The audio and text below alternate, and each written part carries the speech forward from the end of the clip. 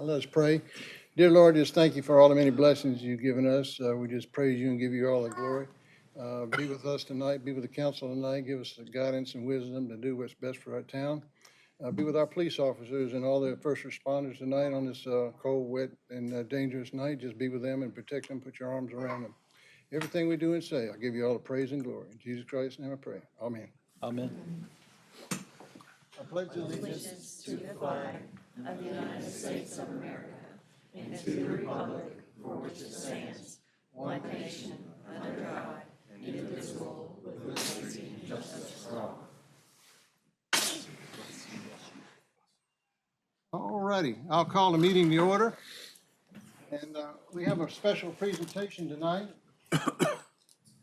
All those are here, are lucky to be here to witness this. I'd like to, Mr. Tanner, Richard Tanner and his wife, they come up here.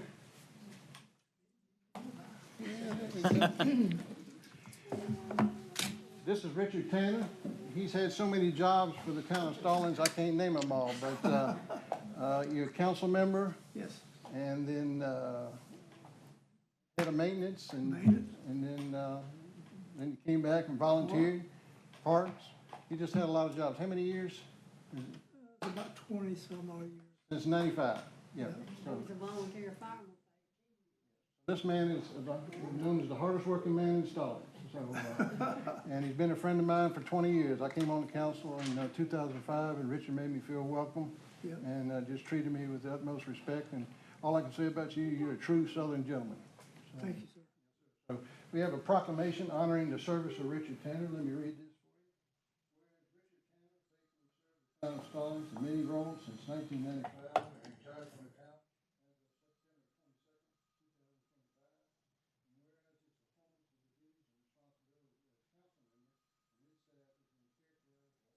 Contributions to municipal government in Stallings.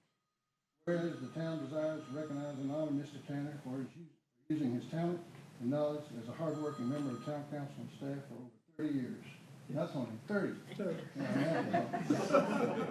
Now therefore be it proclaimed that the mayor of the town of Stallings does hereby express sincere appreciation and thanks to Mr. Tanner and you for letting him. My wife, Lucy. That's right. Let him come to work for me. For his distinguished service to the community and extend his best wishes in retirement and all future endeavors. So there's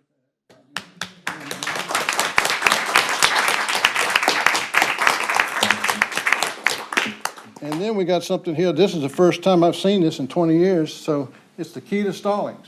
Okay. I don't know whose idea it was, but it's a fantastic idea, so that's pretty nice. I don't know what door it fits, but put your name on the back, and there you go. You got your camera? Come on, let's get a picture, y'all. Wait a minute, let me get on the other side. Here we go. Oh, yeah, that looks good. Gotta show off that key. Oh, yeah. Oh, that's perfect. There we go. Oh, cute. 1, 2, 3. Perfect. Awesome. All Thank right. you.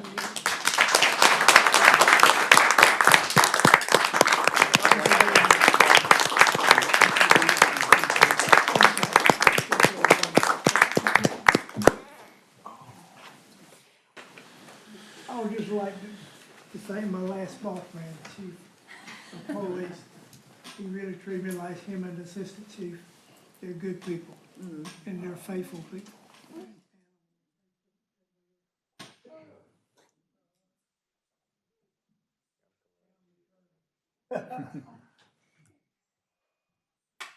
Appreciate it.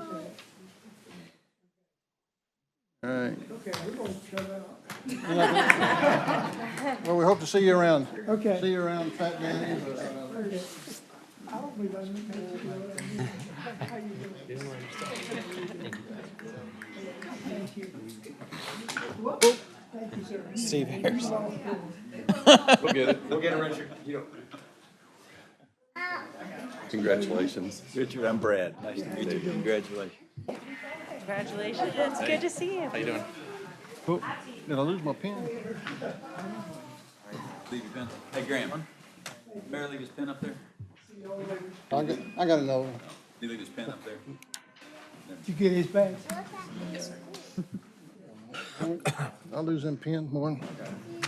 Oh, here it is. Thank you. All righty, next up is our public comments. Do we have anybody, Aaron? Nobody signed up for public comments, but if you wanted to, we have public comments. Did anybody didn't know you needed to sign up over there that would like to speak on any topic? All right, seeing here, now we'll move on to our consent agenda. I asked Alex, I'd like to, anything deal with money, I always like to pull off and have on the agenda to make sure we're clear on the money. So I'd like to pull off D and E and make those 11B and 11C. And you'll know in a minute why I want to make, what I'm going to make 11A. So we've got the consent agenda, A, B, and C. Does anybody have any questions on those? Mayor, I make a motion to approve consent agenda A, B, and C. All right, motion by Brad, Second. second by Stephen, all in favor? Aye. Ayes have it. All right, reports, I don't have any. Graham, do you have anything for us tonight? My family and I attended Stalloween on Saturday night. A lot of people out. It was a really fun atmosphere, and I just want to acknowledge the hard work that Eunice and her staff and all of the other individuals that worked on it did. It was just an amazing event, so looking forward to next year's. Tell Ray, nothing? Lori? I would also like to thank Eunice on the 50th anniversary event. It was really fun, and a lot of people were out, and beautiful day. They worked very hard on it. Stephen? Just two things. One, it was a very great event, enjoyed it. And two, we did have a WUMA meeting, just as an awareness to folks. Probably the next few months is going to be a difficult transition time to keep that group kind of running. We do have several folks deciding not to run again this year that are going to roll off. And so we're going to have to make sure that we kind of keep the energy focused there. On that note, I'm going to want to add one agenda item that came out of WUMA that shouldn't take but about 2 or 3 minutes to talk about. All right? Well, I said I had no report, but it's been so long since I've been here. I forgot about the 50th anniversary. It was well done, and a lot of people came up to me, Eunice, and thought it was special, and I certainly enjoyed the chance to speak to the crowd. So thank y'all for your efforts on that. Everybody, Chief, your team, and everybody that staff that was involved in that. So thank y'all. So David? I don't want to rehash what the others have said about the Parks and Rec events that we've had lately, but kudos to the Parks and Rec staff. Eunice, pass it along, please. All right. Brad? Nothing from me. right. She knows I love her. All right. Alex, what you have for us tonight? Good evening, everyone. At the risk of being redundant, I counted, I think I'm number 7. Eunice, great job. Thank you. We see the end product of what you and your team do, just absolutely fantastic. And I see internally what y'all do day in, day out to do it. So thank you and great job. Chief, thank you for your officers to be there and all the other volunteers, both from the community as well as from staff. We really appreciate what y'all do. I want to submit the budget line item transfers report. This is the intra transfers that we do throughout the month, and we submit those to the board for transparency purposes. Also want to turn it over to Ms. Donnelly for a brief update on the Veterans Day work. All right, good afternoon, Council. I just want to give you guys a quick update about the Veterans Breakfast, just so you guys are kind of all on the same page. It's coming up. We only have one more meeting till Veterans Day. So it'll be Tuesday, November 11th. It'll be from 8 a.m. to 10 a.m. here in the Government Center. I did reach out to Atrium, and I think the timeline was just a little tight to partner this year with just some logistics. However, next year that door is open, so hopefully there might be a few changes, as well as they might just kind of suck us up and pay for it. So that would be even more wonderful if we could get that going in the future. However, this one, we're really excited to host our first one ever here in the Government Center. It is completely free to Stallings residents. We are about to go live with posting to open up the registration for staff who work in town that are also veterans. This is open to any staff member in town who is a veteran. And it's just going to be a good time. Free breakfast. We're going to get it catered in. And we're really, really excited. We would love for you guys to attend. If you would like to attend, I'm going to send out an email tomorrow morning. Just shoot me a reply back. I would love for you guys there. Get a free breakfast, support the town and the veterans. However, I just need a head count. So it will not hurt my feelings if you don't say yes, but I just want to make sure that you guys are fed. If y'all are coming, I know Laurie is coming. Thank you for serving. That is wonderful. So if you guys have any questions, now's your time to ask. Or if you don't want to, you can email me or call. All right. Eunice, thank you for reaching out to Seth. Yeah, you're right. We got, I gave Seth's contact to Eunice a little late, and they're doing their own event at the hospital. So as Eunice said, next year we might be able to join together and get a bigger event. So, but thank you for your efforts on that. Yes, sir. Thank you for the connection. I appreciate it. Yes, ma'am. All right, Alex, what else you got for us? That's all of staff reports. Thank you. All right, any other departments, chief, or anybody got something that's not on the agenda? All righty, we'll move on to agenda of approval. So Melanie has something for us. Or Alex, did you want to? Got a list of things, and I would ask Melanie and our staff and you, Mayor, to fill me in. So, All right, talking to folks and listening, I think there's a request to add a WUMA potential cost share for a state lobbyist. There is a request to add several things related to Stinson Farms right-of-way acquisition.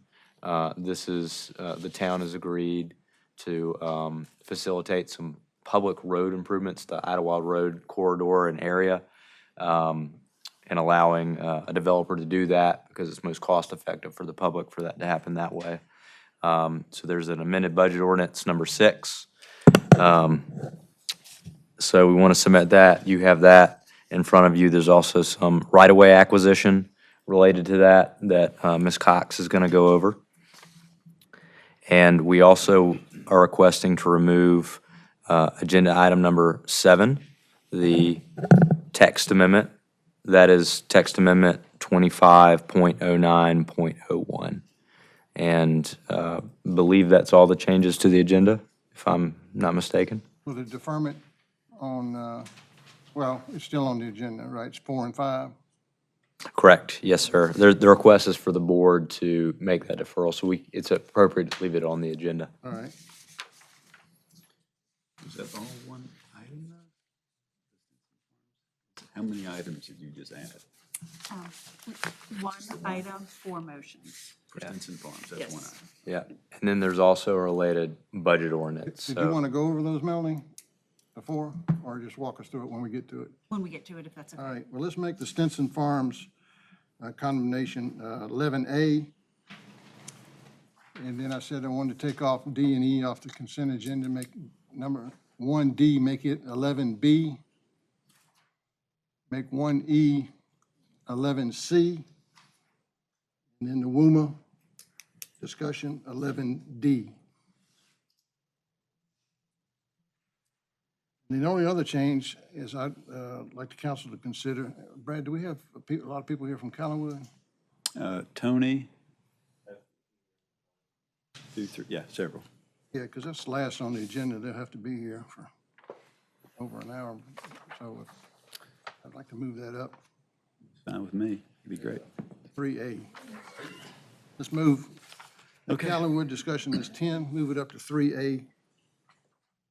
It'll be first on the agenda after the agenda approval. There something about the budget, a line item for the budget? That was good to be part of the Stinson Farms. Okay, so it was one of the same. It Okay, was amended budget ordinance number 6. yeah, okay, I got you. So with the Stinson Farms, there'll be 4 motions and also an amended budget ordinance. That's included. Oh, it's that's included number there. 4. Forgive Yeah. me. The sheet has all 4 motions on it.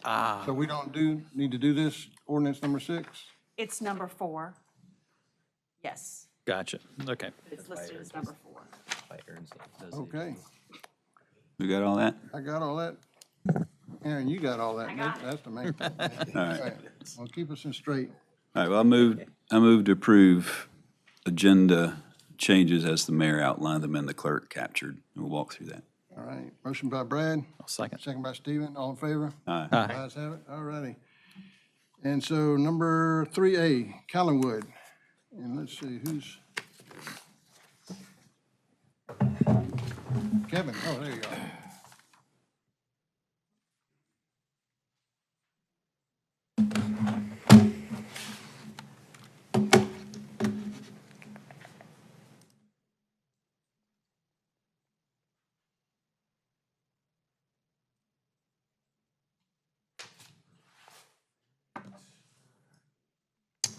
Evening, council. Here tonight as a follow-up from a council meeting earlier this year, where we had several residents from the Callenwood subdivision right over here off Pleasant Plains come in and raise concerns about insufficient street lighting throughout the Callenwood subdivision. Some of those concerns were related to pedestrian safety, vehicular safety, some crime as well, all related to that perceived insufficient lighting, street lighting throughout the Callenwood subdivision. And ultimately, the residents of Callenwood respectfully requested council to further look into this topic. And then the ultimate request was to have the town fund a streetlight project that would seek to transition all the existing streetlights within Callenwood to LEDs. So subsequently, council asked staff to kind of do some more research on the topic and present their findings back to council at a later date. And here we are to present those findings, and staff will present those findings, and we're ultimately requesting two things. One, a decision on this specific Callenwood funding request for this project, this streetlight LED transition project. And then we're also requesting some guidance on future scenarios with similar requests, should they pop up, so we know how to handle those and how to communicate effectively to the residents right up front there. And so, that said, we'll jump right in. One of the first topics that we discussed at that meeting was some of the street trees potentially being an issue, overgrowing around the street lights, blocking the illumination of the street lights. And we're the town, we do not take on street tree maintenance. That's typically on property owners and HOAs. Staff reached out to Duke Energy to see if they perform any of this type of tree trimming. And unfortunately, they do not do this kind of tree trimming. The only time they'll come out and trim trees is if it interferes with their routine maintenance on these poles. Next item that council asked for clarification on was the town's specific street lighting policy and how it relates to this scenario. And our policy does not address this, a transition, light fixture transition. Our town policy, our street light policy, really only addresses installation of new poles. And what that policy specifically states is that we will not pay for the costs of those installation fees of any new lighting. However, we will pay for recurring maintenance and electrical costs, the energy bills associated with those street lights. But again, that is for new street lights only, not existing ones or any transitions of existing ones. And the final piece that Chief looked into was associated with crime, with this perceived lighting issue. And Chief did a lot of work looking at crime stats, and I know he's got a memo prepared, so I'll pass it off to Chief for now to talk through his findings. Good evening, council. So when I talked to the engineer and the manager, we wanted to take a look at trying to make a comparison of issues in Callenwood and comparable like-to-like comparisons. So Callenwood's got about 640 so houses. So we had to use 3 neighborhoods on the north side to get a comparable, pretty close to the same number. So we were able to combine 3 neighborhoods that had just under 600 houses. But We pulled 10 years' worth of Stallings police calls, just Stallings. And and I had the records folks pull and look at incidents that could be attributed to lighting. So that not necessarily were these lighting things, but things we would say could occur if you have a low level of lighting. So the calls we looked at were vehicle break-ins and thefts, vandalism, property damage, trespassing, prowlers, youth disturbances and mischief, firearms-related calls, assaults, armed robberies, drug activity, home burglaries or attempted burglaries, and suspicious persons and vehicles. We were able to pull 10 years of data because of the neighborhoods we used have been around for a while. Callenwood had 231 calls of that type over 10 years, and the 3 neighborhoods we combined had 92 calls. So what we did to try to make this a like-to-like comparison, we did those types of calls per 100 calls. So Callenwood had 10.9 light-related calls per 100, and then the combined neighborhoods at 8.3 per 100. So Callenwood had 2.6 more light-related calls per 100. I'm not a statistician, so I won't get too deep into that. But what we did see, vehicle break-ins were higher in the evening, in the dark hours, which is completely normal. But interestingly, suspicious persons, vehicles, and activities were higher during the day, and break-ins were higher during the day. So breaking all this down, my conclusion was, yes, there's a little bit higher rate of calls in Callenwood. But interestingly, the higher rate of suspicious activity and home break-ins occurred during the day, which to me shows that enhanced lighting doesn't necessarily prevent those types of crimes. And then really, in my opinion, only having 2.6 more calls in Callenwood doesn't really show that it would create additional lighting would create a significant reduction in potential crime. Any questions? I know that was really short and fast, but. So, yes, thank you. This is helpful, and I don't quite know how to read this. And I don't want to argue your point. And I should say, I'm the district rep for District 6, Callenwood's in my district, and so 10 years, 2,100 calls in Callenwood. 10 years, 1,092 calls for 5 comparable neighborhoods, so. 3 comparable neighborhoods, but yes. Okay, 3.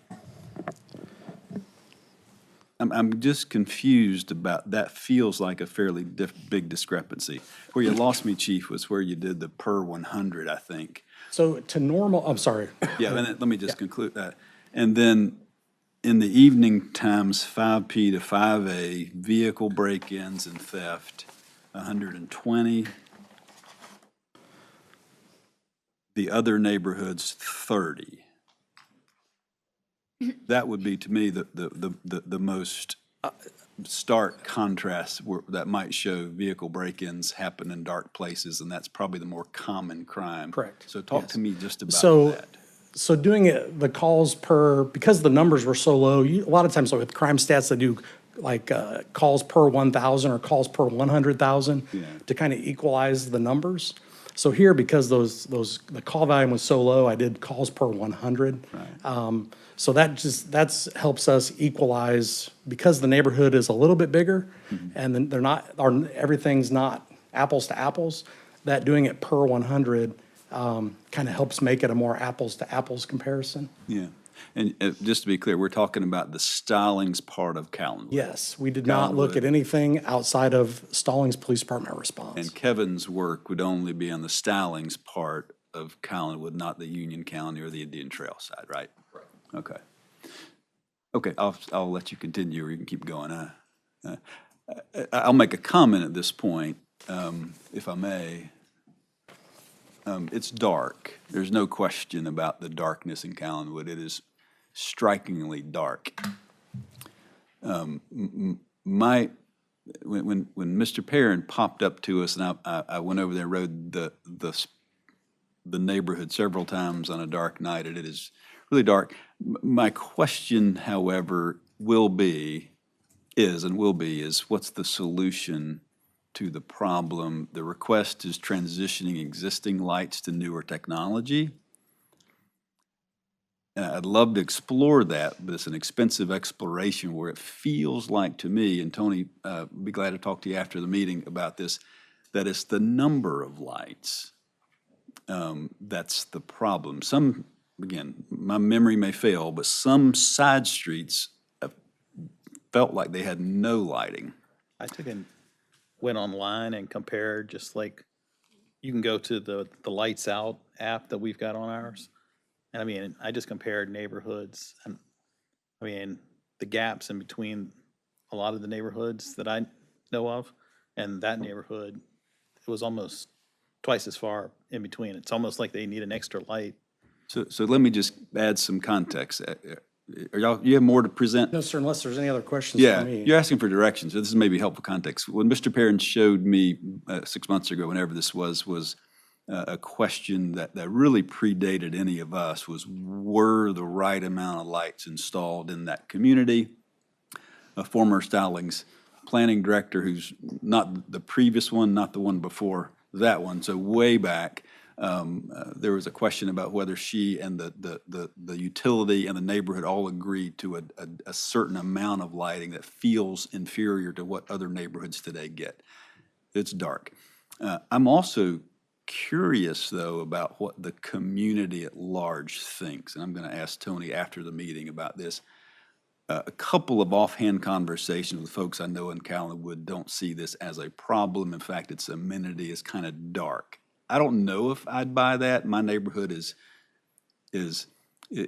average light. I have a street light right in front of my home that provides a lot of light for my property. Adding new lights might cause a new set of problems. So I think where I want to go with this is, I didn't know you were asking for action tonight on a budget number or cost. I want to have some work done on, and I'm going to ask Callenwood to do this, if you don't mind. What's the consensus of the neighbor? The last thing we want to do is spend a lot of time, Tony and others, of finding money, partnering to get a very large project done, and then we get complaints about the number of lights in my eyes, so to speak. I like the darkness. I really didn't like the lights you just added. I'd love the neighborhood to come back with some sort of survey or something to tell us that. Otherwise, yeah, I think that's reasonable. I don't know how we test whether the technology change is sufficient to solve the problem. My gut says it won't be. So I'd like a little bit more direction from staff on, are there professionals that we might spend a little bit of time and money with? Are there companies that do lighting assessments, modeling? To answer that question, is it a waste of money to go LED, or would the money, wherever it comes from, and whatever the cost is, do we need more light poles? And then what does that cost, and who does that, and what does the community want to contribute to? I don't think we've done anything wrong. I'll put that out there early. I think the neighborhood was permitted. We've talked about this early on. It was permitted correctly. There's no punitive damages, or nothing that the town owes the community, except those sidewalks are trip hazards in the daytime. They're certainly trip hazards at night. We've got 10 years of double the amount of car break-ins anecdotally on some of these comparisons at night. And I'm just curious about what staff might recommend as a subsequent step before we decide on spending money on something that may not be the solution. That's a ramble, I know, but I'm just talking out loud. You got anything else, Kevin? I will tell you. Wait, Sorry. Oh, no, I was just, we did look into that. We did get a cost for essentially a light audit throughout Callenwood, kind of doing photometric planning, which is what that is, looking at streetlights, what it would take to illuminate certain aspects, certain thresholds of areas. I think to your point about getting community feedback, it's hard to plan for street lighting on kind of a subjective issue for individual preference. So, but photometric planning is something that we did get a cost for, and it was about $20,000 to hire a consultant to really look at. What, would you, maybe I cut you off, you have some numbers, it'd be nice to sort of get a sense of where you were headed with this project. Yeah, so ultimately, the cost you see here in front of us, we appreciate Mr. Perrin putting in, spending a lot of time to put these numbers together for the Callanwood subdivision. And so to transition all of Callanwood to LEDs, we estimate about $150,000. And we use those numbers to look at the entire town and get an inventory of our entire town and see how many need to be transitioned to LEDs. If we were to apply that throughout town, and about more than 2/3 of our lights are non-LEDs, and so the cost to transition those to LEDs, we estimate at about $920,000 for all applicable lights throughout town. Are there other neighborhoods have we done an audit to know other neighborhoods in the community that have lights spaced like Callanwood's lights? We have not gone that far. Good, okay. That would be something I'd like someone to kind of, because that does open up a very interesting question, is if we spend the money to help with Callanwood's problem, did we just spend the money on 6 other neighborhoods theoretically? Sure. Because we have to do that. I'd be curious if you could provide that. Is that Steve? You said you could. Well, there was, for you, just one comment on the LEDs. Yeah. Because they are brighter. I can tell you from our neighborhood, if one of them starts misbehaving, they'll replace it with an LED unit. And some of the folks have complained about those units because they are a lot brighter. And so it's much more intense. So that was just one thing I was going to say. And then the other thing I had a question on is the decorative adder fee. I mean, in our neighborhood, when they come out and replace with LEDs, I mean, they use the existing poles. They're able to retrofit it onto the poles that are already there. And I guess maybe when I was talking with Alex, made it sound like that wouldn't be possible in Callanwood, or? So what they'll do is they'll use the existing poles that are there, but they're considered decorative poles, so the heads of the poles are non-standard. So I think it takes a little more manipulation with the wiring to arrange things accordingly to get these LED lights into those existing poles. It just takes a little more work. Gotcha, okay. All right, David? Did I understand you to say that there's a lot of tree blockage that should be taken care of? Yes. Shouldn't that be done like first, so we have an idea? I mean, if we don't do that, adding whatever we want to add there is not going to matter. They're going to get blocked again. So it seems to me that is an issue that should be taken care of first, and then take a look at the lighting coverage. Yeah, you raise a good point, and that kind of brings up the argument of do we want the town to pay for that? Is that something Callanwood should take on as well? So point received, and I think that would be the ultimate decision by council to make on how that gets done, if we wanted to take that on. Mayor, Mr. Perrin has his hand up, and I know we didn't do public comment. Would you allow him to speak for just a moment, you think, or is it out of Oh, order? yeah, we can suspend the rules, right? So can I get a motion to suspend the rules to allow a citizen to speak? So moved. Motion by Oh, I'm sorry, we have more council members to speak maybe before Tony does. I'm sorry. Okay, we'll do that. Anybody else have any comments? Yeah, Okay. I Larry? agree with Dave about, taking care of trees, but again, it's a really tough subject to think about.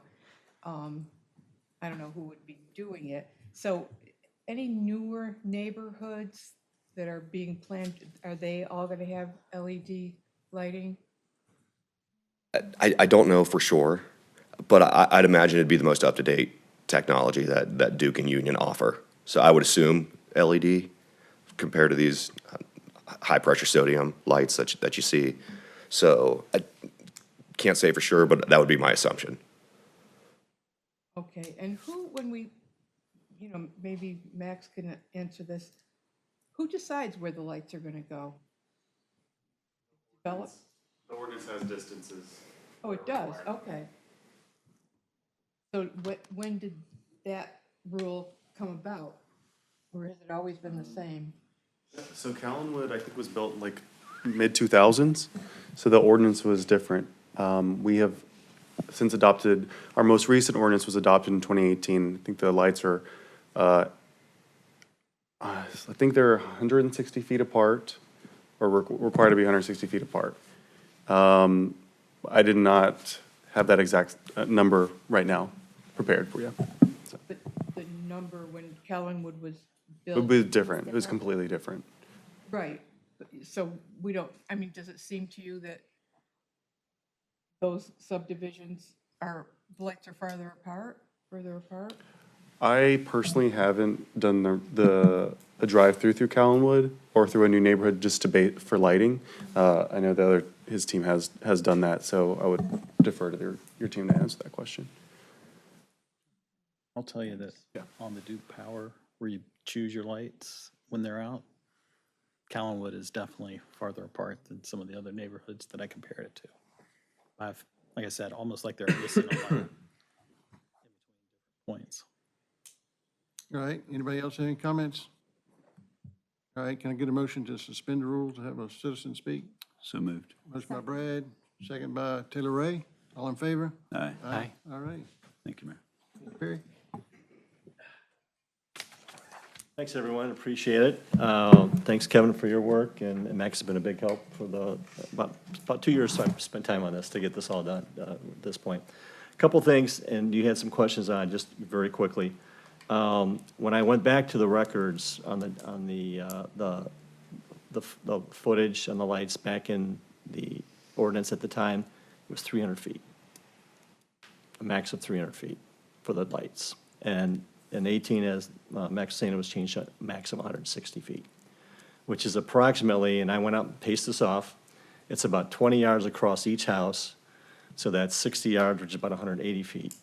And what I was comparing when I was proposing initially, if you look at the Mecklenburg County little subdivision of Lismore, which is as you drive into Callanwood, in the entrance, that's that two-street little community there. They have LEDs, and they're approximately 160 feet or 180, about 3 houses apart, where they have their LEDs there.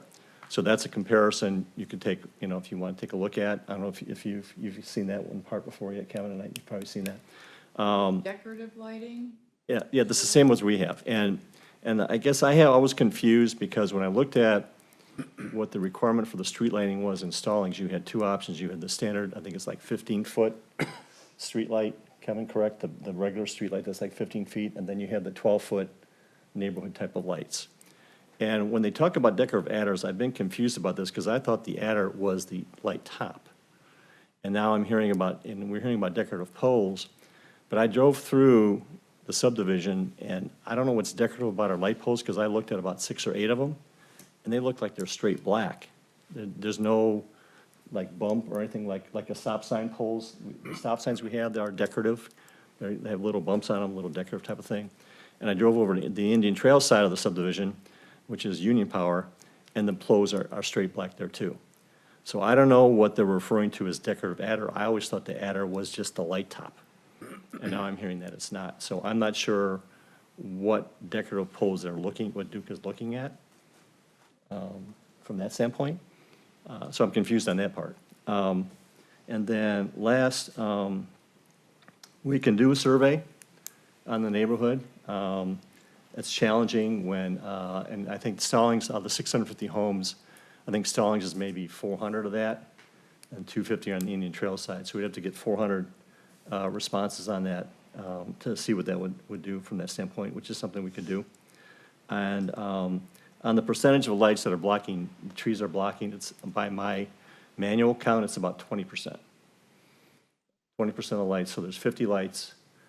Some are in common areas. Some are on, the majority of the lights are on the street side, where the street trees are. But some of those lights are actually on a person's property on this side of the sidewalk. Why that is, I have no clue.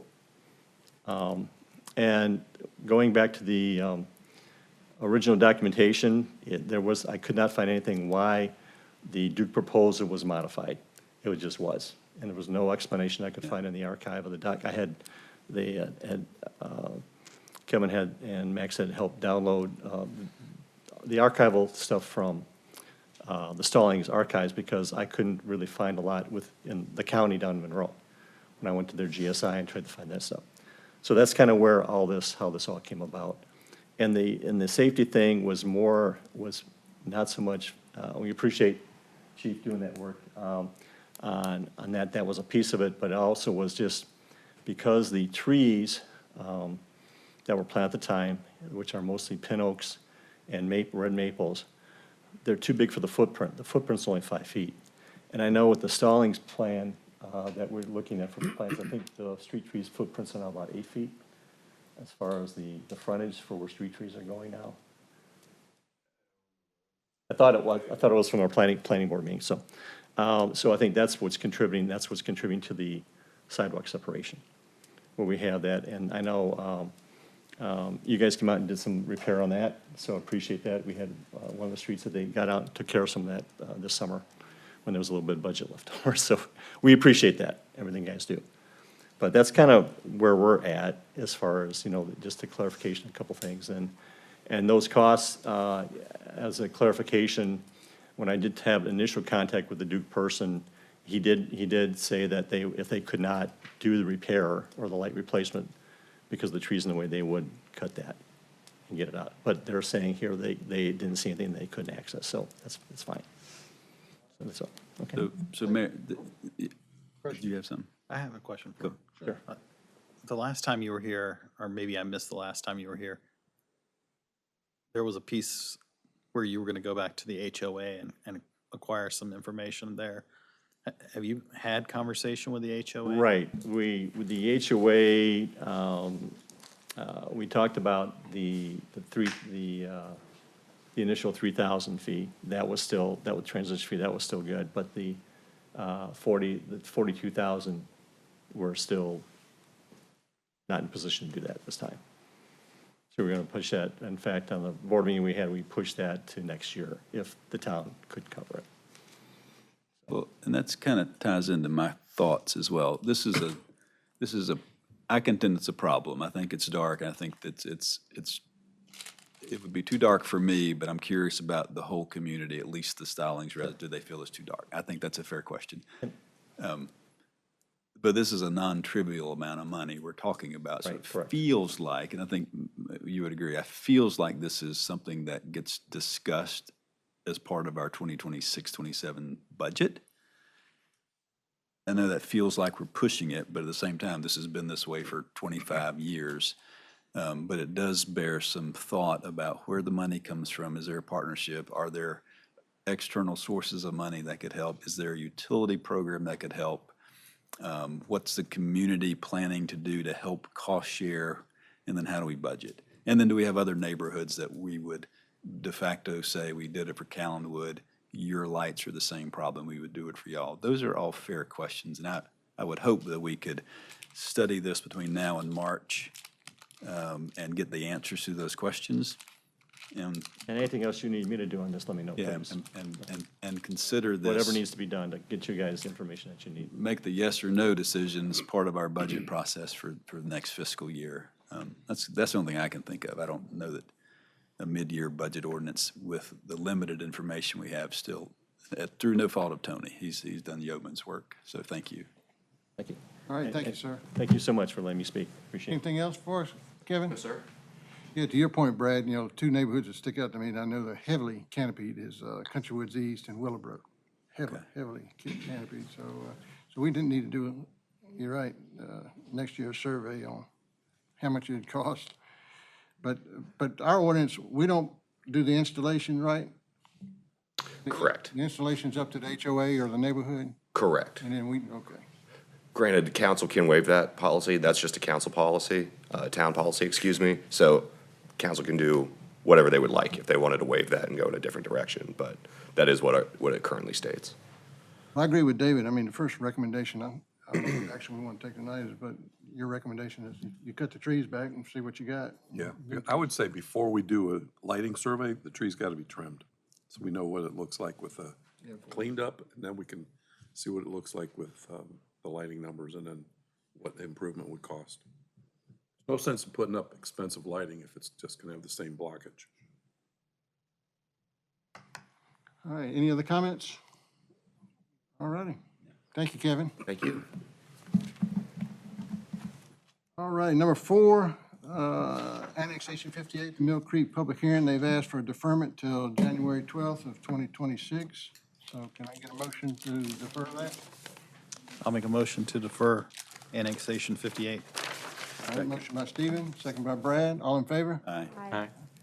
And then number 5 is the CZ 250201 Mill Creek Public Hearing. They asked for the same thing, for deferment till January 12th. I move deferment of CZ 250201 to January 12th, 2026. Second. Motion by Graham, second by David. All in favor? Aye. Ayes have it. All right. Now, number 6, I'm a little confused. Do we need to do that, Melanie, or is that included in the Stinson Farms? This is a different matter. Oh, this is a different matter. Okay. Now I'm with you. This is Max. There we go. Sorry, I don't have like written all over my agenda, so I don't know what's items next. 6 stage 6. There. Okay, cool. Thank you, council. Okay, all right. This is conditional zoning, so not a public hearing. Okay, got it. All right. Okay. All right, so good evening, council. So this is update for CZ 250203, 3919 and 3927 Pleasant Plains Town Center 1 for council requested revisions. As you know, you've heard this back in July and September. And the council has requested revisions to the development standards for some main areas, including phasing, design, and streetscape. But this proposal, I just wanted to go, just a brief rundown. It's a 12 shopfront units along Pleasant Plains Road with the ground floor commercial and residential up top on the front of the project, plus 23 townhomes in the rear. This is the first project in our town center area that has incorporated streetscape. And the council's definitely brought up a lot of good concerns to ensure that we create the right precedent for our town center. So first, number 1 is our phasing. So the first thing that we've added from council requests is the phasing. So no more than half of the townhomes can receive certificate of occupancies until at least half of the shopfront units have received certificate of occupancy for the shell, which means the basic structure of the building is complete, so that all the exterior is complete, but not the inside. And the inside's reserved for whoever the end tenant would be. Number 2 would be for the building design. We've changed, the council will now review the elevations when they're complete, when they're ready at the construction document phase instead of planning board. And then for streetscape standards, we also added that Pleasant Plains Road will have an 18-foot width depth with a 12-foot concrete sidewalk and a 6-foot paver strip. And it also gave the applicant the ability to have an interim option of landscape strip where the paver strip will be going until the property adjacent to them develops, because we don't know how the town center is going to develop. We don't know when that's going to happen. But at the time the adjacent property develops, they would be then required to put in the paver strip. They've also added clear labeling to the for the substreets for future connections. So in summary, the applicant has addressed all the council concerns from July and September, and staff concerns as well. It aligns with the town center small area plan and aligns with the comprehensive land use plan for town center, and it incorporates the streetscape from the streetscape plan. So staff recommends approval of this conditional zoning. All righty. Any questions for Max? All right, go ahead, Lori. Well, I just want to talk about the the paver strip. Talk to them that we have to have this, and the way it's worded, developer or future owner, which probably won't be them, upgrade the condition to the full 18-foot streetscape with pavers once neighboring properties are built out. So if the other properties neighboring, you just mean adjacent. Correct. If they never come, then we're never going to get the pavers, correct? Yeah, and I think that it could be seen either way as a benefit or not, because if they never come, we haven't put all the streetscape fixings in, so it doesn't look so corporate, and it has a little bit of a lighter buffer for the landscape strip, until those adjacent properties are developed. So I see it that way. Okay. I don't know, I just think, if you don't have a date or after something on there, I don't know, I just don't see it, then nothing's gonna, okay, they didn't do it, I'm not gonna do it, well, they're not doing, nobody's gonna wanna do it. If we're, you make them do it, well, they're gonna wait until you're built out. No, I don't wanna wait till they're built. It just doesn't make any sense that we could, it's never gonna happen. I guarantee it's not gonna happen. I think So Max, Lori brings up an interesting question that I didn't just thought about till now. Your development standard, second bullet under 3, gives them the ability to live with an interim condition until adjacent properties. That's a plural word. So I don't know what you mean. Is it properties on both sides, Ms. Funderburk's land and the land to the west?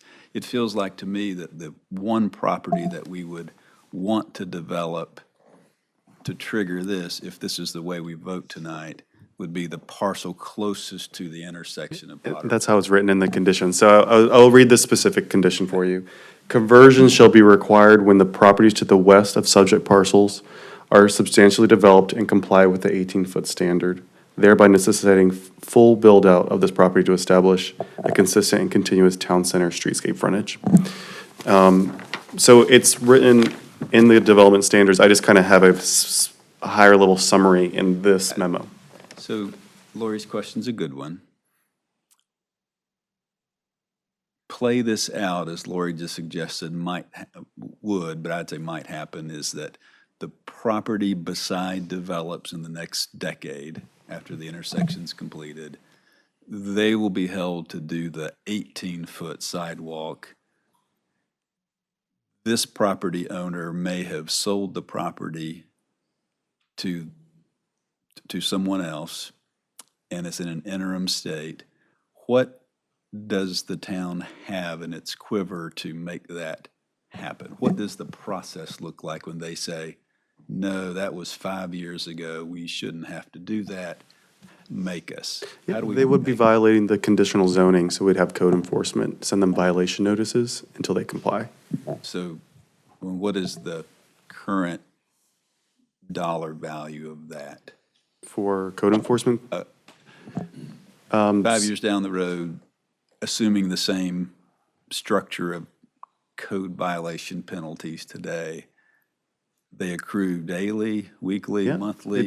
it's, so currently for any code enforcement violation, so I think that conditional zoning might be a little bit different because they would invalidate their zoning. Okay. They would not be then following their zoning standards, so there would be a little bit more information from state statute that I'm not prepared to completely talk about that. But for code enforcement, it's 30 days to comply, and then they could come up with a plan with staff, say, hey, we're working on it. After that, if they didn't want to comply, it would be $100 for the day one, $300 for day two, and then $500 a day afterwards, ongoing. So they could build, that could build up pretty fast. So this would be for, like, the new owners come and, people are gone. So you're gonna say to the new owners, hey, you were supposed to do that. Well, they didn't tell us we had to do that. Yeah, well, it would be on the conditional zoning site plan. They would have to sell it with the conditional zoning specifications on there as well. They have to disclose that as well, if they do that. David?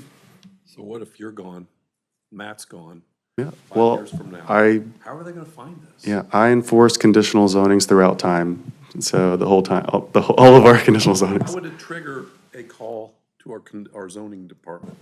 This guy's violated by not complying. It's done, the next property is done, but he's not gonna do this upgrade that he's supposed to do, and our staff is turned over, and what's gonna trigger that look back? Does anything get recorded with the Register of Deeds? We could have them record this at the registry with this specific condition. But I would say, I can't answer what a turnover would look like and what the enforcement method would be. Right now, we are aware of all of our conditional zonings, and we enforce all of them at the moment. And I do them from whenever, all of our past planning directors, and things, so we're on top of that now, so I don't assume that that would change in the future. Was there like a yearly review or something like that? We're required by state statute to review Oh, really? these reviews Okay. yearly. I just want to say Max isn't going to be gone in 5 years, right, Max? Really? Okay, well, who knows? I'm just kidding, I'm messing with you. Any condition, though, runs with the land, so if we can make sure it's recorded somewhere, right, with the Register of Deeds, so any new property owner or someone wants to lease the property or anything, they do a title search, it's going to show up. That this is, whether they do a title search or not, it doesn't matter. It runs with the land. It's a requirement. So they could say from now until whatever, the neighbors have not built anything, and we're never gonna, they're not gonna do this. And I also have a question about other places in the town center zone. Are we gonna have them put in the pavers? As far as the development ordinance is written now, yes. It depends, this is a conditional zoning. And this is our first project that has gone through the town center for streetscape. So it does set a precedence, but I think this ultimately is a decision for council because it's our first town center zoning. What does council want to see here? Let's not lose, I like your question, Lori. I think it's a good one, and it's taken us to the one thing in this, really what's turned out to be, I think, a very nice development. And the first, yeah, thank you, very helpful. But so I think we're focusing on the right thing, how to complete the streetscape. Talking to the developer after the last meeting, or the designer from the last meeting, it was about $100,000 cost. So it's not, it is a significant amount of money.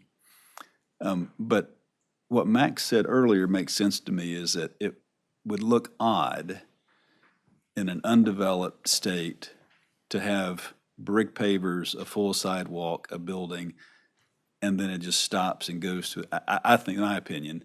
So I'm comfortable with the interim use, and I do think it sets us up for another one or two of these as we begin to build out the downtown or the town center. The real question is, does this condition get recorded with the deed? Is it a travel with the land so that the town can then require that should the property have changed hands and we get some resistance? That's, to me, is the crux of the issue, and if we solve that, I think I'm good at least.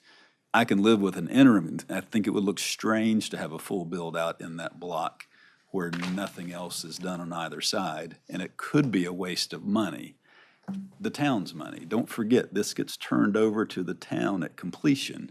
It's very expensive for us to replace pavers, clean pavers, stained pavers. It's not just delivering. I'd rather have 5 years of interim, and then when the full build-out happens with the next parcel, and perhaps the folks who own the corner own a lot of land on the frontage, so that will all likely go together. I'd rather delay the delivery of the polished, beautiful pavers until such time as it's going to look right, and keep the cost of maintenance off of the town, because they become ours. So that's another argument for an interim condition I would just make. All right. But what about the other developments, like we have? Is there, could you, what is the specific question again? Could you repeat that? When another development comes with it, it's not adjacent to this, another town center, they want to come and do this, do they have to put the pavers in? So it does depend on the type of development. So if it's a by right development, meaning a use listed, permitted, and they build per the town center zoning, yes, they would be required to incorporate streetscape, and there wouldn't be no conditions for interim. They would have to build it. Now, if it's a conditional zoning, this is why there is almost 4 pages of conditions on this. Because this is a conditional zoning, and we have all these different design standards that have been incorporated over the last few months, because we want to get our town center right for this development. It is our first, but that's Most of just know that if it's residential, it will be required to be a conditional zoning anyways. High-density residential, excuse me. So we could dictate specific conditions in the future for those. I'm still not comfortable with, Stephen, go ahead. In this here, it looks like we carry the pavers kind of through that open atrium area. Kind of what's your thoughts there? Is like, will you do a different decorative in that atrium area? Or are you thinking more of that will also just follow with the concrete through there? So I can let him answer, but I would say that there's conditions in here that this is a concept plan. Okay. They're required to follow our streetscape plan, and the streetscape plan is written. Whatever that interim area is not follow our streetscape plan. I'll let him answer whatever they're gonna do. Yeah, that's what I was asking, just what their thoughts there were.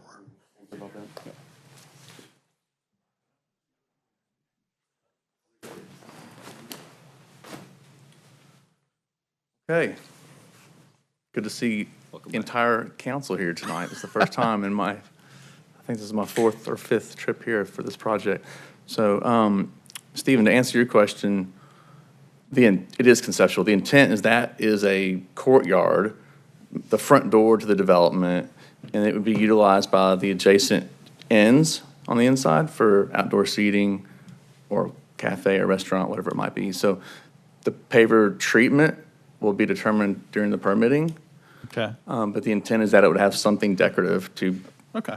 enhance that space. But that's basically what I wanted to know, is just, it looked like the same pavers kind of rolled through based off of this, but I was just curious because, like you said, that would be kind of your central point, if you will. I was just curious if it was just going to be concrete or decorative in nature. Okay. All right, thank you. A couple more things too, I just thought I would add before council votes or makes your decision. I think Brad kind of touched on it. So just some considerations for council, or my request would be conditional approval. We work through this during permitting, but things like the paver strip, right? That ultimately has to be approved by NCDOT, first and foremost. So that's something to consider, but the other thing too is if we're adding pavers on top of the concrete, that's additional impervious to consider. Something we would have to look into is, did NCDOT account for additional stormwater in their current network infrastructure? I highly doubt they did. Their design standard is a 5-foot sidewalk. The fact that we're doing 18-foot now is a considerable amount of additional impervious. So there are some things that have to be coordinated during permitting to get the paver component approved. So I'm not saying it's impossible, but it's something that council needs to consider, that coordination with NCDOT. talking yourself out of this. I'm not. I'm not talking, no, we're committed to it. Our client's committed to it. But like Brad touched on, it would look silly on this street. That's an urban form or urban design to have that paver strip.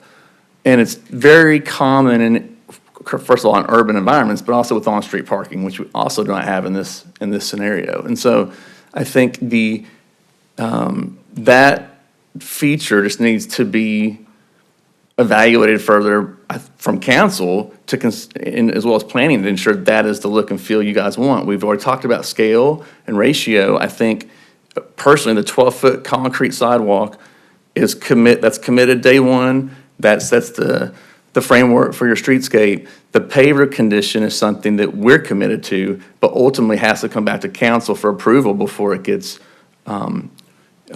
installed, so there's a consistent look and feel along that edge. So what are you saying about DOT? Like, they may not approve this? Don't know. That's part of like the encroachment permit, because this is in the right of way. With DOT, it's, you can do it, this is how you do it.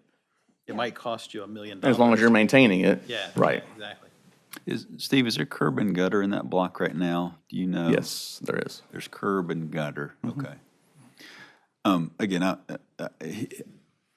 haven't talked to Steve since the last meeting, but he brings up a point that it might be worth considering. Again, that would argue for an interim state. We don't know what this is gonna look like. And I say that because I'm a big fan of pavers and big sidewalks and the greenway, particularly on Stallings Road, particularly out here as we develop this. One of the things we haven't seen is what this looks like. Is it too odd looking in this little strip of road? I think it'll look great, by the way. I just don't know. What an interim condition might allow then is to have it recorded with the deed. I think that's what we've decided, at least maybe have it somewhere recorded on the document that we can point to if the land ever changes hands and it's not been done. We need to have something there. But it would also maybe give us a chance to see what this looks like with a 12-foot sidewalk, courtyard in between commercial buildings, and a grass strip with trees. And we might say, this is the kind of streetscape we want on a side street. I don't know yet. We've seen beautiful images with Max's work with the streetscape plan, and I'm committed to that. We've all adopted it, but this will be the first time we've seen this installed, and it would happen in the next year or two. So I could envision us all saying, nope, do the pavers, it's been developed, get moving, you signed up for it. I could also see a scenario where this council or the people sitting here in the future would say, or would entertain a request to say, this looks pretty good like it is, and because of state impervious improvements, we don't really want to do that. And I'm not giving them permission because it should be in a document that says, we say you have to do it. But when Steve is talking, that makes some sense to me that let's see what this looks like. I was just gonna say, I mean, I've taken pictures of the building that I work in, and it is exactly what we're talking about here. It's a strip with trees in it, and then the sidewalk, and this is almost exactly the same measurements that we've talked about out there. And that's downtown. It's in Charlotte, yeah. Well, what's the solution to get this forward tonight? I'd like to make a motion to approve it, and then we can have more discussion, just so we can at least get a motion on the table to see if we have support. I'd like to approve the conditional zoning, I forgot the number, sorry. CZ 25.02. 25.02.03 with the development conditions as stated. And do I need to add one that says something, Melanie, about having this recorded with the land deed? That, yeah, I feel like that's what we want, probably what they want. It's gonna look really good, but there are some things that are sort of nebulous right now. So I'd make that motion. All right, so we got a motion to approve it as is with the addition of having it recorded with the Register of Deeds. So any further discussion? Well, will the developer agree to that? Yeah, we'll agree to that. And I would actually, for legal counsel too, I think it might only be required in the state of North Carolina for conditional rezonings to be, Yeah. They typically are, I yeah. think so, yeah, too. so I think it's already covered. But if not, then it would be added as a condition. Any other further questions, discussion from council? Second.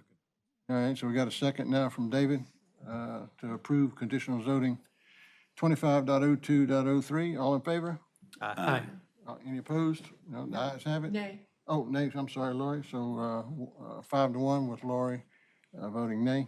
All right, thank you, council. So we got conditional consistency and reasonableness. Let me pull it up here.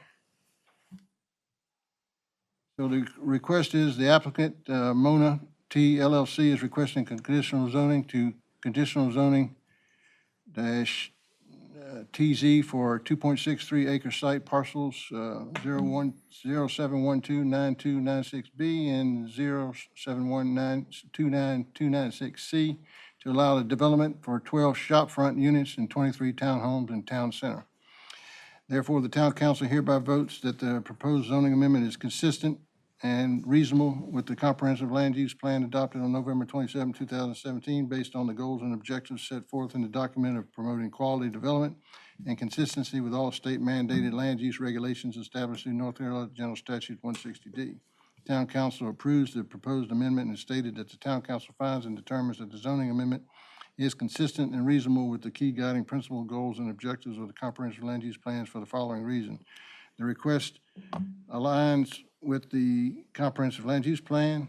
The proposed use supports the town center future land use designation. 3, the combination of commercial and residential uses is consistent with the adopted town center small area plan. And 4, the inclusion of the streetscape design aligns with the Stallings streetscapes design standards and details plans. So can I get a motion on that? So Oh, moved. there's a chapter. There's a second chapter. Just kidding. I'm kidding. Yep, there we go. Motion by Brad, second by Second. David. All in favor? Aye. All opposed? Yay. Nay, Laurie is opposed. So, all right. Thank you, Steve. There you go. Thank you, Max. All right, next up is text amendment 25.09.01, and staff has asked us to remove that. And I think we did we do that in the, so we've already done that. So next up is the planning board application consideration. So has everybody had a chance to look at the applicant? And he's here tonight, Mr. Steve Dover. Scott. Scott, his brother is Steve, my age. So, Met him? huh? Have you met him? I've known him since he was probably 8 or 9, 10, somewhere, so. Did you remind him about his application speech? No, I didn't remind him about that. Scott, if you need to come up and talk about 10 or 15 minutes about, That's right. No, you don't. just kidding. I'm trying to find your application here. Oh, it's up here at the top. All right. Anybody have any questions for Scott? And then Scott, did you want to make any comments? Go 1 or 2 minutes? No, all right. Scott's been heavily involved with the Shanamar HOA and the planning board. And so I think he's public safety, so I think he's well qualified to be on the planning board. So my recommendation is to approve it. So what's the pleasure of the council? Motion by Laurie. Mayor, if you don't mind stating the term, it's on your agenda. Oh, consider the appointment with the term expiring 3/31/28, 2/28. You okay with that, Laurie? Yes. Okay, motion by Laurie, second by David. All in favor? Aye. Ayes have it. All right. When does he start? Now? All right. Thanks for serving there, Scott. All right, next up, Melanie, the ordinance to amend Chapter 52 of the Code of Ordinances to establish inspection, maintenance, and enforcement procedures for stormwater infrastructure and stormwater control measures. Mr. Parker's actually going to take this one. I just was going to cover it when he was going to be absent at the last meeting. Okay. Yeah, evening, council. So ultimately requesting approval for this amendment to Chapter 52 of our Codes of Ordinances. And the goal of this, let me pull this up really quick.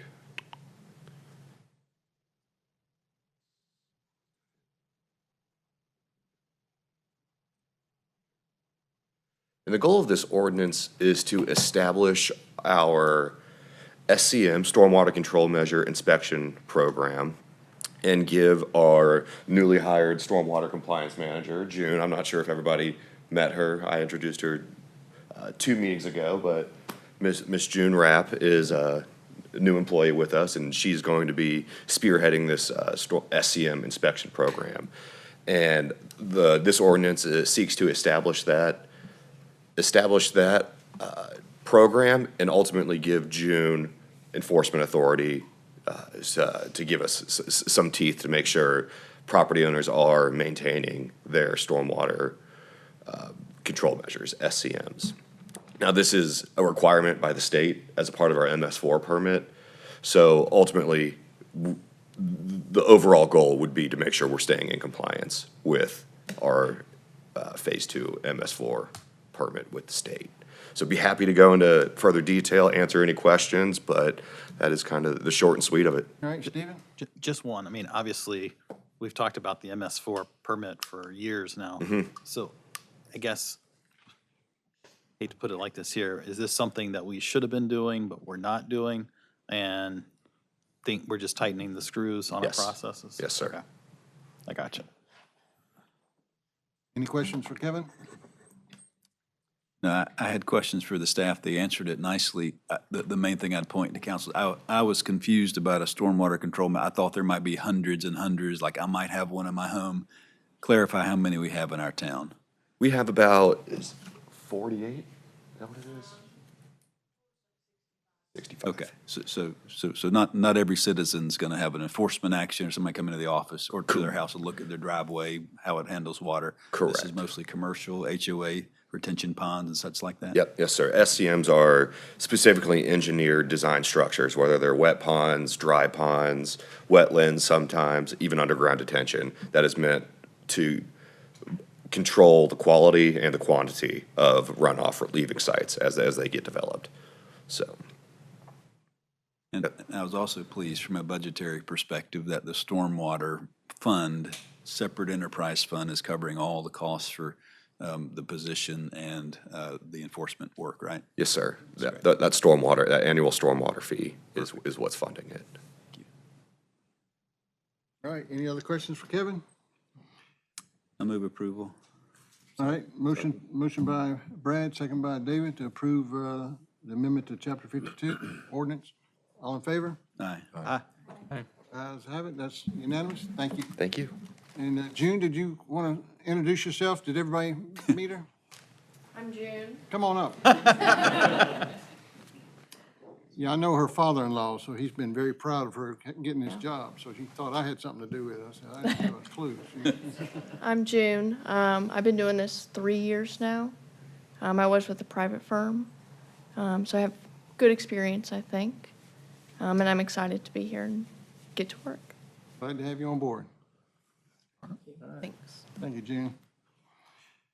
All righty, next up, 10 we've already covered. So 11, Old Monroe use. So I saw the email today that we have 3 potential, but they're all brewery type, right? Right. Absolutely, that's been the direction. Right, so that's the reason why, we've had the property on with a broker for, what, 2 years now, maybe?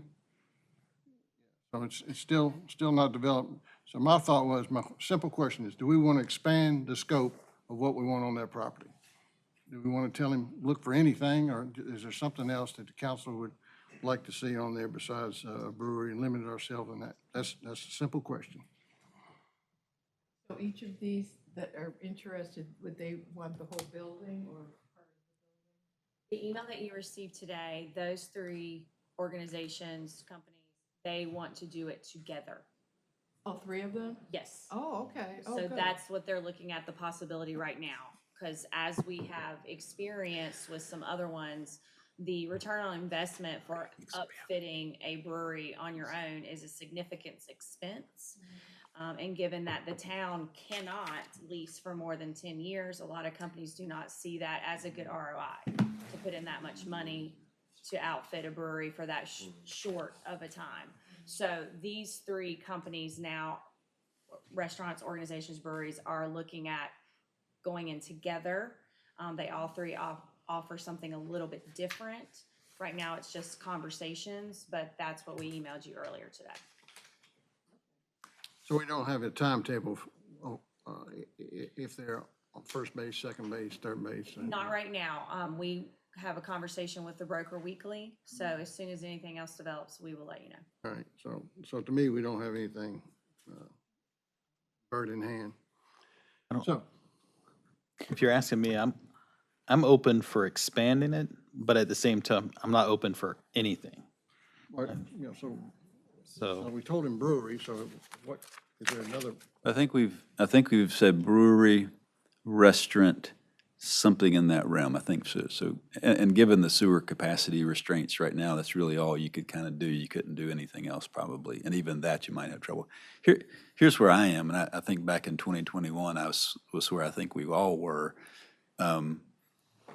Well, I didn't mean that disparaging. I think we all were talking about what could this be. I remember we purchased that building and the 4 acres somewhat as a defensive measure because another long-term equipment rental place was being pitched as a lessor, someone who would tie up the building for 20 or 30 years. And it's right at our, what you might call our main intersection, beside our park, town hall, and all of that. I would urge patience, and not to expand it beyond something like that. This is just me. I'm okay. I think we're premature to do anything, really. I even get nervous about a 10-year lease because I think but I would do it, by the way. I think it could be great. One of the things we have to consider is this roadway in front of it, the little through road behind the cafe, and it will be all under construction for the next 3 to 5 years. Then I think the value becomes really, really immense because it sits at a really nice intersection of this, remember this infinity loop where the traffic moves around that intersection. So I even have concerns about tying it up for a lesser use for 10 years. I'd rather kind of wait and sell it as part of a large development in a while. But so again, that is my answer. Let's not expand it so broadly so we end up wasting time, because I probably wouldn't be in favor of a 10-year lease with many things. It really has to be the right thing, because I think we're going to have a much more valuable piece of land in about 5 years. It means being Thank you, patient. Brad. Well, if you got any use, speak up anytime tonight, down the road. We can change that at any time. So that's my thought. So I don't hear anything right now, so we'll move on. Can I? Yeah. Have we ever thought about is it even possible to do like one-off events or things like that over there? I mean, like, I've seen things like the, the pop-up market and things like that there. I'm just curious if Well, then we would have to upfit the building. Probably a minimal safety thing you'd have to meet that we'd have to do. Yeah, that's something we looked at, as far as indoors. yeah, or just using the parking lot. So We could, we typically, and there are times we do use it. I think we've done shred it in the past, forgive me, things like that. yeah, So we do utilize it. It's helpful. We're gonna be doing some stormwater work, over here, in the coming months. The Board of Election is using our building right here, on voting day, setting up a polling location. So it's helpful also for transition. It gives us some flexibility.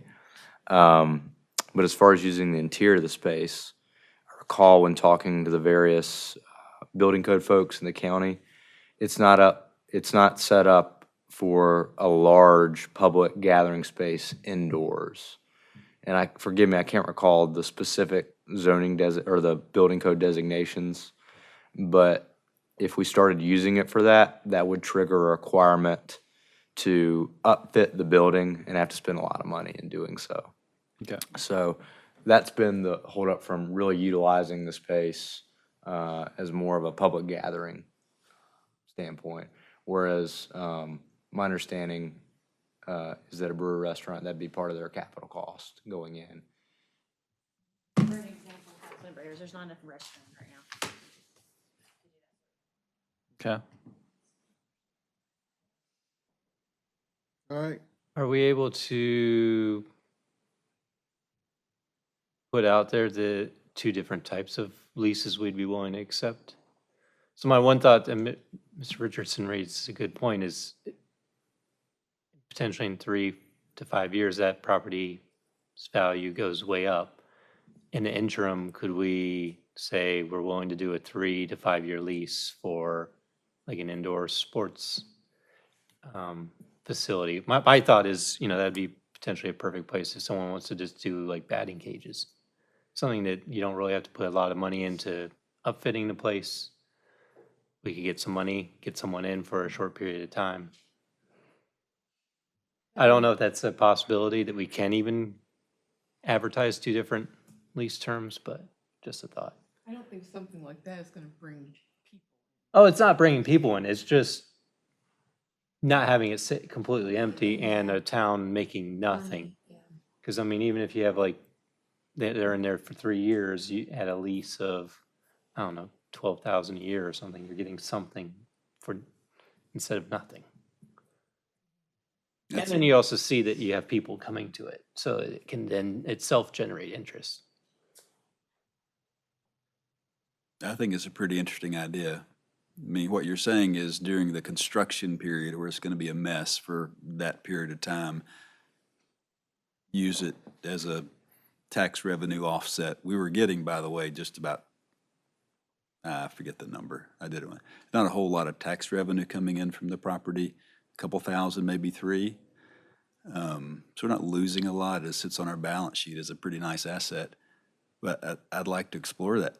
That's not a bad idea, Graham. If we can't, if these leases don't work out, maybe we come back with that as a short-term construction period lease for something less than optimal, preserving our ability to get out of it when we want to either sell it or get a better offer when the road's complete. I think that's really smart. Should we ask the Realtor to come in, maybe next meeting and discuss options and with them? It's really up to y'all. I think the big picture decision right now is, do we want to stick to that town center vision, or do we want to try to maximize revenue short term, right? Because the batting cages, we could fill that building up real quick. We get a lot of interest for various things. The question is whether within that short term period, we want to do something that'll help kind of support that town center growth, or we want to kind of give up on that and maximize the short term revenue. So I don't know if that's the broker could help you talk through that, but really that's a decision for you all. Does that make sense? I think he could help us, pros and cons of the various ideas we've got, and bringing in something over nothing for the next 3 to 5 years. How would that work? I don't know. That's why we would bring them in and we'd have a discussion. What I'm saying is, say a 3-year lease, would they know that we're only giving them a 3-year lease? Sure. Yeah, which would limit the amount of people that want to invest anything in it, of course. That's why you wouldn't get a $2 million upfit like a bar restaurant. You might get a $100,000 investment for 5 years, knowing that at the end of that, the road's complete, infrastructure's beautiful, and now you've got a new property sitting on a pretty valuable piece of land. It's worth talking about. I would be fine. One option might be to have the broker come and talk to the ED committee. Yeah. And kind of try to work through some of the details of that and then bring it back to the full board. Okay. Well, you say we get a lot of interest for other things. What are some of the other things that you've heard interest in? I mean, honestly, if you even think about it, we've gotten it. Imagine it, and it's. Yeah, I'm just going around thinking of all the things, churches, ethnic grocery stores, a dance studio, sports complexes of every shape and size, Storage. retail, grocery store, storage. We got another tractor dealership. I mean, really, all sorts of different things. Plumbing. Yeah. Warehouses. Well, that's my point. I mean, we could have rented it out short-term if we can do that. They have to do minimal investment because they're not going to do a lot of money, as we said, for a 2-3 year. There might be minimal, but we need cash, so. So how does that work? We make the decision and then Yeah, so we hired a broker. The board hired a broker to manage so we tell them all the interest. what roundabout we would be interested in. Yeah, the broker, you tell the broker what kind of uses you'd be open to. For that short term. Yeah, for whatever period the board wants. Right now, that's kind of a brewery, tap house, restaurant. I think that's the kind of holy trinity of uses that they've been given. But really, it's up to the board to decide what are the uses you'd be open to. And then it's a matter of telling the broker, and then they can go out and start to cut down the interest they've got and then kind of bring back some potential leads. But in between those two things, You know, all the different uses will want to come in, they'll want to inspect the building, they'll want to do all their upfit costs. It's just, it's such a building that needs a lot of work, right? I think there's a lot of due diligence that any potential buyer would want to do. So sometimes it feels like we're moving so slowly. And it's because of all the work that the building would need to get somebody in. Make sense? My thoughts are let the current conversation with those three entities sort of play out. It would be a great tenant there for 10 years.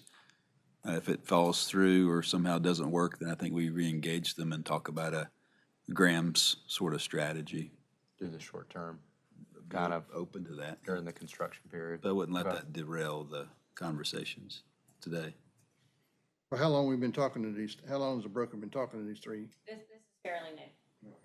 I don't want to be a year when they're still talking to them, like No, what in happened fact, with, the third like what, component, like what happened with Armory Cow. sure. Yeah, the broker forgot the one principle, having business, you close quick, and he forgot that, so, The third company has just okay.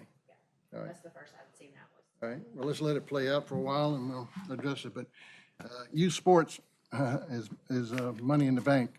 People gonna spend money on their kids. Is there any way that we can promote or help move the three alone? I don't think so. I think right now they're in the due diligence phase, right? They're going to the building, they're exploring it, they're trying to calculate the costs. Say, all right, we think it'll cost X to upfit this building. We think we can make this amount of profit. And just, I think, doing all their business decisions. So, I think let's let them work with the broker there, and then we'll come back and need your partnership to kind of figure this out. So hopefully we get that far. All righty, thanks, everybody, on that. All right, next up is 11A, the Stinson Farms condemnation, so I'll turn it over to Melanie. We've been able to negotiate settlements with two property owners that we did not file condemnations on.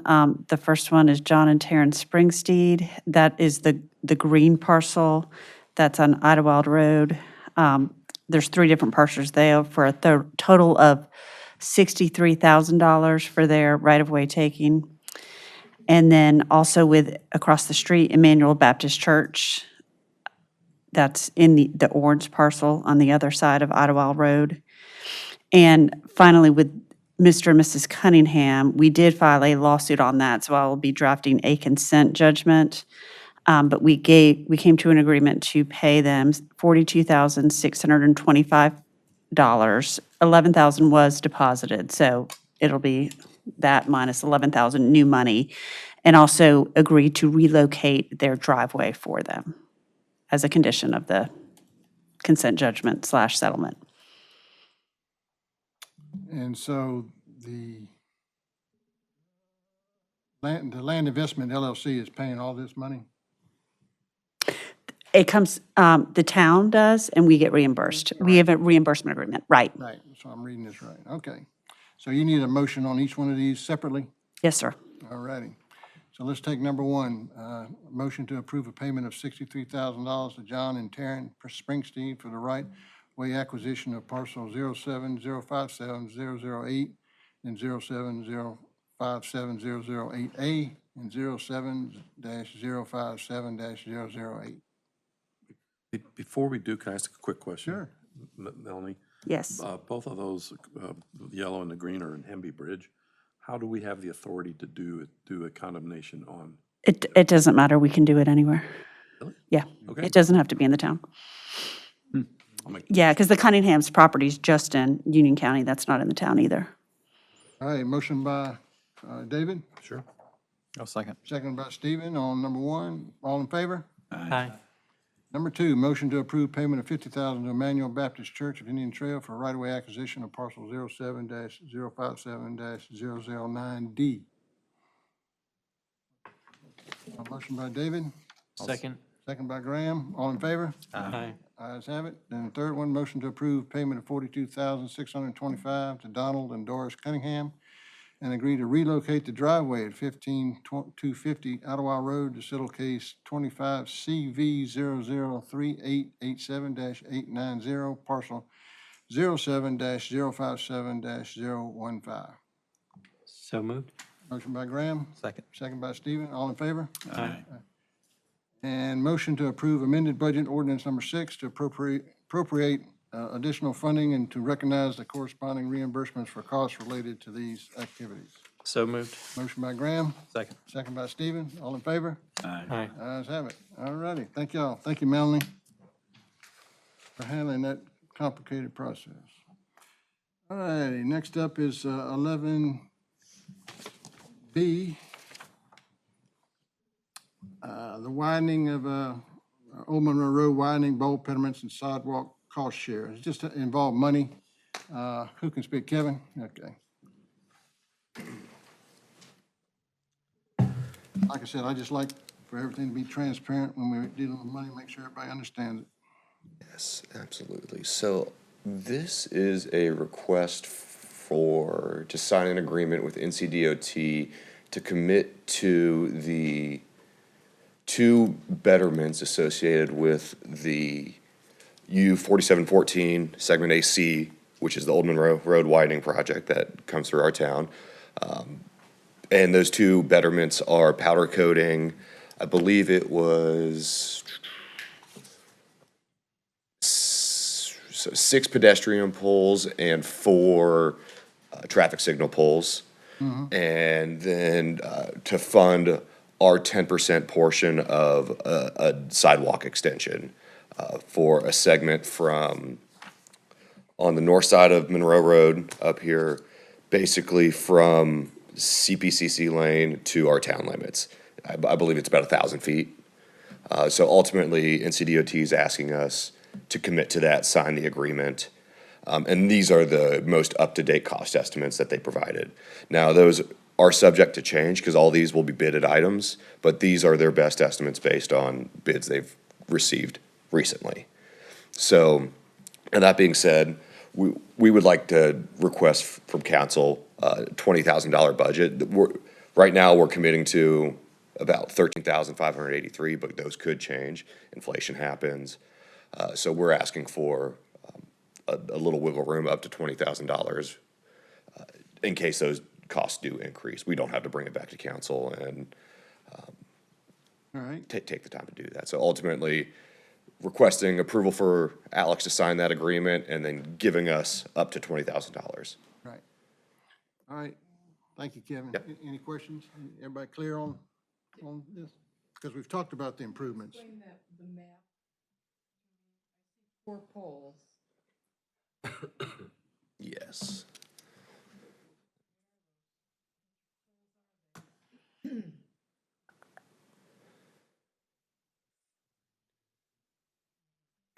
So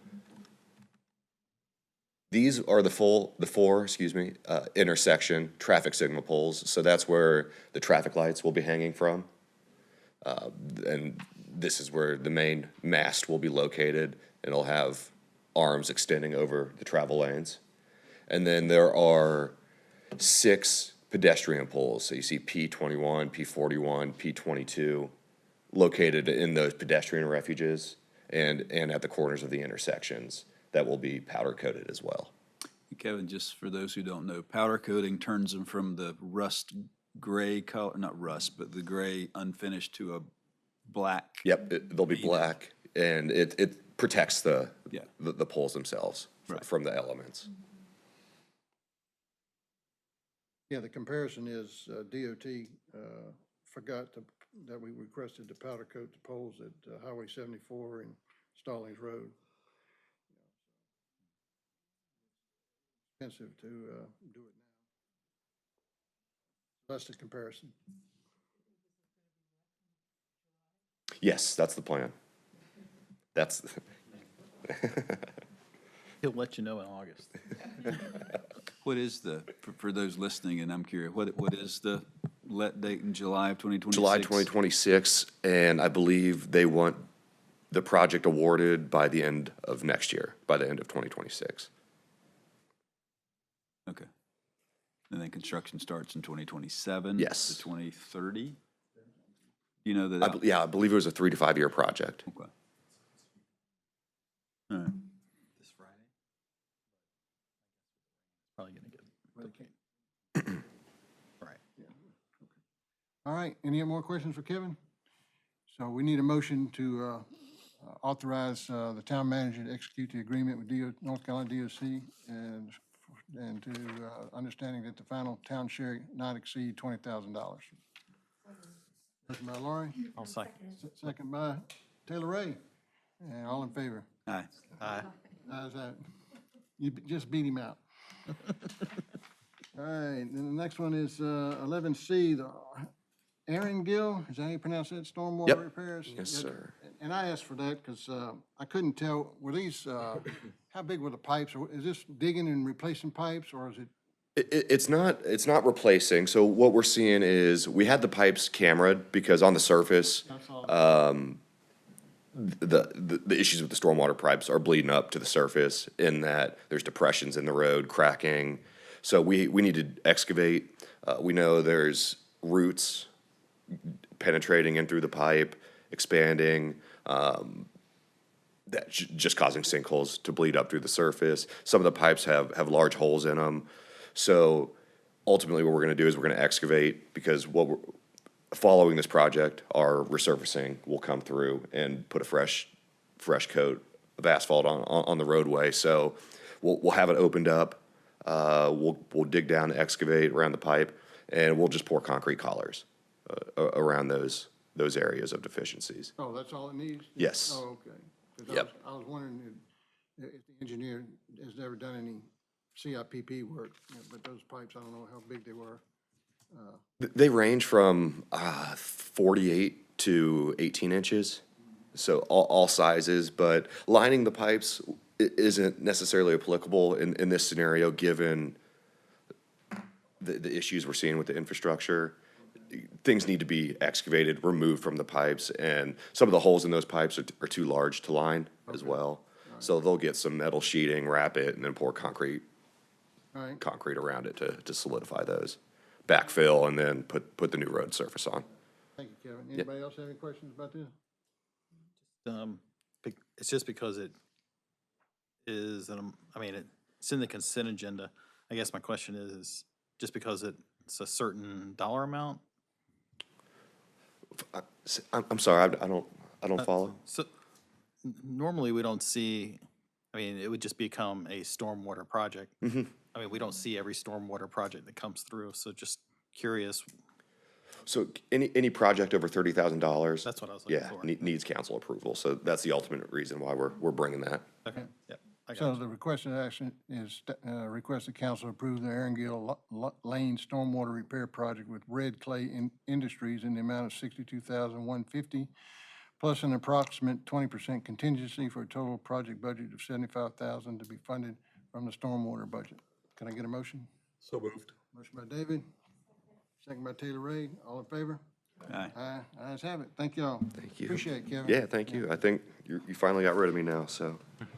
All right, next up is our closed session pursuant to 318.11. Mr. Mayor, we have the WUMA I'm item. sorry, WUMA. And I'll- 11D. 2 minutes here. At the WUMA meeting, we basically talked about, Waxhaw actually has their own person that is a lobbyist for Waxhaw. And when I say lobbyist, don't think about a lobbyist as kind of the strictest form. It is somebody that is up in Raleigh, that is kind of keeping a pulse on what's going on and bringing that back to them in written format, kind of things to look out for. And this person kind of doesn't just work for Waxhaw. This person here works for multiple groups. However, when it came up in WUMA, the thought process is that maybe taking advantage of somebody like this here might be a good way to keep on top of potentially concerning legislation that might be coming up. And for that person to be able to produce a report for WUMA. And the idea was here is just to kind of we haven't talked any type of money or talked to any specific individual yet or anything like that there. This is just kind of Do we have any interest at all in doing something like this here? And it would be a cost share with the rest of the WUMA members. And I said I'd bring it up here, and everybody else is supposed to go back to their respectful councils and ask the same. And then we'll talk about it more at the next WUMA meeting. So, anybody have any? I do. Okay. One, there's a lot of turnover coming in WUMA. I suggest at the very least, we postpone this discussion until first of the year after the new WUMA is seated and see what their interest is. But two, we have Central Ina and we have North Carolina League of Municipalities, and even the School of Government is constantly sending us updates on bills and things that are affecting municipals throughout the state. And fourth, we have a pretty good relationship with our local delegation. So if ever, anytime one of us needs get a question, they're all available pretty easily for us. So my first thought is, even though we might discuss it later, is I don't see the need. Okay. All right, thank you, David. Anybody else? Yeah, I agree with David, but talk it over to WUMA Okay. after the election and see what the other towns are doing. Yeah, I mean, Waxhaw seems to think that they get value out of it. And so that was kind of what drove the conversation. All right. All right. How long have they been doing this? That's a good question. I'll have to find out. All righty. Well, next up is, now it's our closed session pursuant to North Carolina General Statute 143-318.11, A3 and 6. So we need to go in closed session. Invite the chief. Can I get, so we need to make a motion to invite Melanie and the chief of police. Anybody else, Melanie? I think Alex? that's it. That's it. All right. We move into closed session pursuant to NCGS 143-318.11,